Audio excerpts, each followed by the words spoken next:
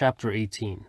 How to read a history and physical examination. An H&P is a written report of a patient's health condition. A H&P can vary in length, depending on the clinical situation and complexity of the case. The optimal length of an H&P allows the physician to clearly communicate the facts and emphasize the reliability of the information provided. The first part of the report is the chief complaint, which describes the patient's presenting symptoms. It may be written in the patient's words or in the appropriate medical terminology. Structure. The structure of a patient history and physical examination will depend on the specific disease or illness being presented and the author's background and experience. While the history and physical examination may not include details like coronary risk factors, the writer will become more focused with experience. Seeking feedback and reading sample write-ups will speed up the process. The core aspects of an H&P are discussed below. In addition, the sample write-ups are intended as reference standards. Ideally, the H&P should be chronologically organized,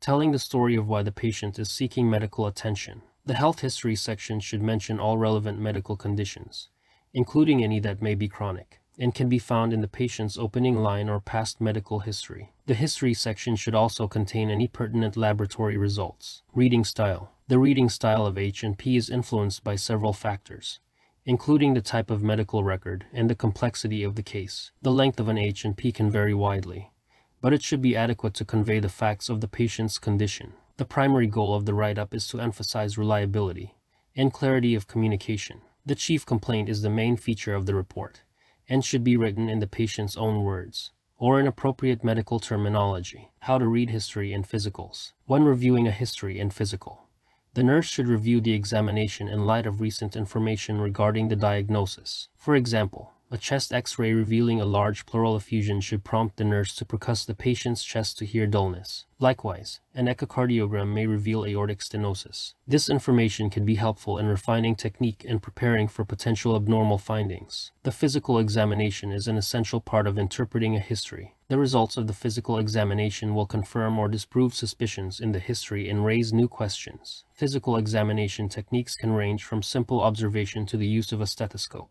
A complete physical examination covers the entire body, from head to toe. It will take about 30 minutes to complete. During the exam, the examiner will check vital signs and evaluate the body using various methods. A nurse or physician may perform this physical exam according to their training and education. These methods may include examining the eyes, ears, nose, throat, skin color, and lesions. A physical examination may also involve palpation, checking organ sizes, and monitoring responses. The patient's medical history should be discussed during the physical examination. The nurse should be concerned about the patient's comfort and make sure the patient feels comfortable during the exam. Prior to the physical exam, the healthcare professional will usually take the patient's history. The medical history is an important part of a physical because it records current symptoms and any previous problems.